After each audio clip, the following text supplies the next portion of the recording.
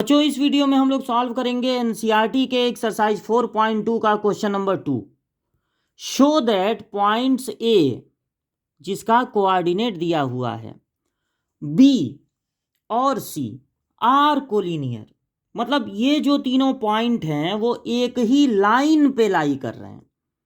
Collinear का मतलब है कि ये जो तीनों पॉइंट हैं वो एक ही लाइन पर है, मतलब इन तीनों से होकर एक स्ट्रेट लाइन खींची जा सकती है। ऐसा नहीं होगा, लाइन एक स्ट्रेट लाइन खींची जा सकती है, उसी पे तीनों रहेंगे। यह आपको प्रूव करना है। तो आपको पता होना चाहिए कि 3 given lines are collinear if area of triangle is 0। देखिए, अगर 3 पॉइंट कोलिनियर नहीं है तो उनसे कोई ना कोई ट्रायंगल जरूर बनेगा। अब छोटा सा बने या बड़ा सा बने, ट्रायंगल जरूर बनेगा। और अगर ट्रायंगल बन रहा है छोटा सा तो एक छोटा सा एरिया आएगा। अगर ट्रायंगल बन रहा है बड़ा सा तो बड़ा सा एरिया आएगा। लेकिन कुछ ना कुछ एरिया आएगा। अगर ट्रायंगल का एरिया निकालने पर 0 आ गया तो इसका मतलब है कि वो तीनों पॉइंट कोलिनियर होंगे। और अगर 3 वर्टिसेस दिए हुए हैं,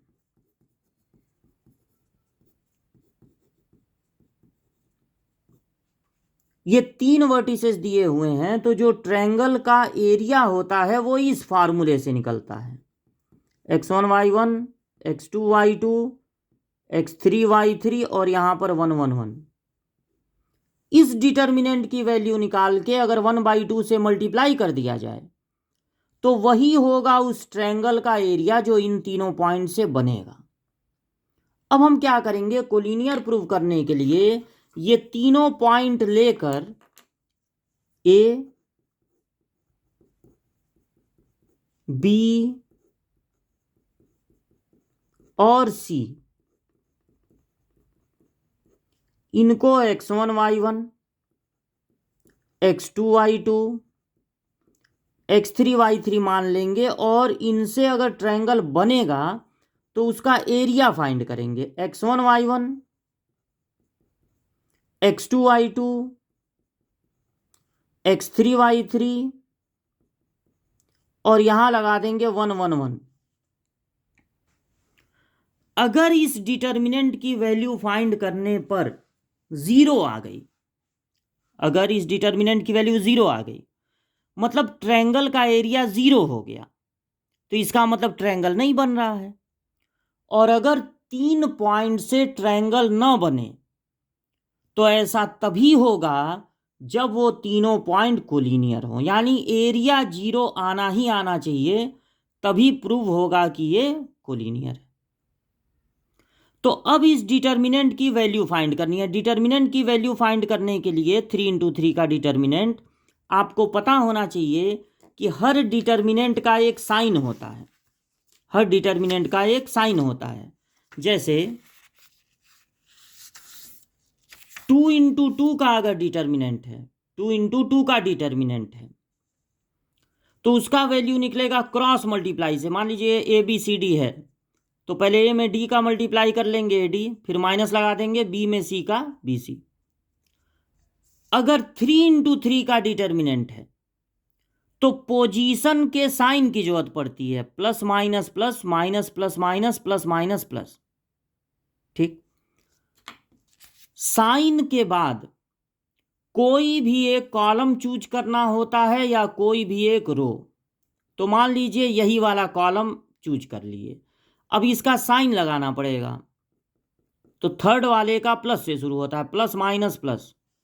अब लिखना होगा ये 1/2, फिर एक ब्रैकेट लगा ले रहे हैं, ये 1, इसके बगल में छोटा सा डिटर्मिनेंट, फिर ये -1 ये वाला एक छोटा सा डिटर्मिनेंट, फिर ये +1, इतना बड़ा नहीं, छोटा डिटर्मिनेंट 2 × 2 का।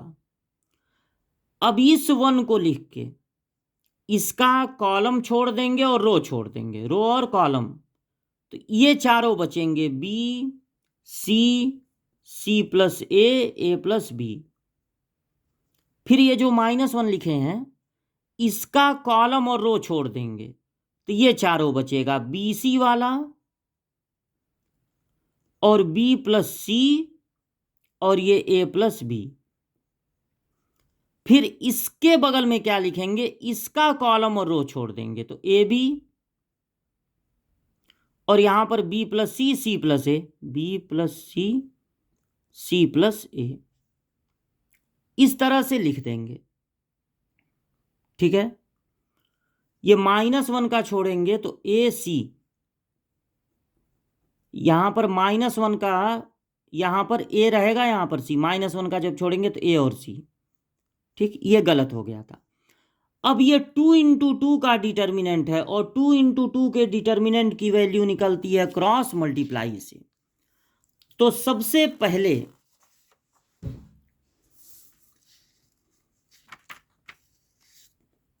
वन बाई टू को नोट किया जाए। अब देखिए 2 इंटू 2 का डिटर्मिनेंट है तो इसकी वैल्यू ऐसे निकलेगी, इसका मल्टीप्लाई इसमें, बी ए मतलब A B plus B square, इसका मल्टीप्लाई इसमें यानी सी स्क्वायर प्लस सी ए या ए सी, दोनों के बीच में माइनस, फिर ये माइनस है, अब 1 है तो लिखने की जरूरत नहीं है। अब इनका मल्टीप्लाई तो A square plus A B, फिर माइनस इनका multiply B C plus C square, अब फिर प्लस है तो इनका multiply A C plus A square, minus इनका multiply B square plus B C. अब देखिए ये क्रॉस मल्टीप्लाई कर करके माइनस हुआ है, लेकिन बीच में पहले से एक माइनस था, इसलिए यहां पर कर्ली ब्रैकेट लगा लिए हैं, क्योंकि माइनस के कारण साइन बदलता है। अब ब्रैकेट ओपन कर दीजिए तो A B plus B square minus C square minus A C, minus ये वाला भी अंदर वाला ब्रैकेट ओपन कीजिए, A square plus A B minus B C minus C square, और ये हो जाएगा A C plus A square minus B square minus B C. ठीक है ना, माइनस के बाद जब ब्रैकेट ओपन होगा तो साइन बदल जाएगा। अभी फिलहाल में plus B square minus B square cancel हो गया, और कुछ कैंसिल हो रहा है, हाँ ए सी यहाँ प्लस में है यहाँ पर माइनस में है, ए सी और यहाँ प्लस में है और यहाँ पर माइनस में है, बाकी बच गया। अब ये ब्रैकेट भी तो ओपन करना है, तो अब हो गया A B minus C square minus A square minus A B plus B C plus C square plus A square. ठीक, तो ए स्क्वायर कैंसिल हो गया, सी स्क्वायर कैंसिल हो गया, और यहाँ पर A B minus A B cancel हो गया, और ये जो है लास्ट वाला माइनस बी सी लिखना भूल गए हैं, तो ये minus B C plus B C भी कैंसिल हो गया।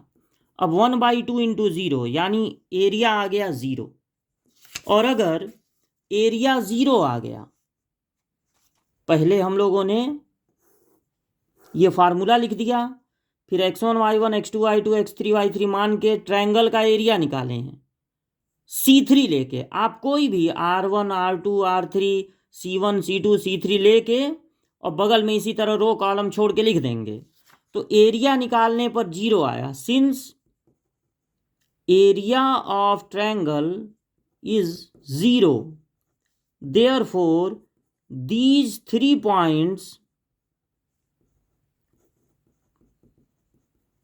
will be collinear. ट्रायंगल का एरिया 0 आ गया, यानी कि ये जो 3 पॉइंट दिए गए हैं वो कोलिनियर है।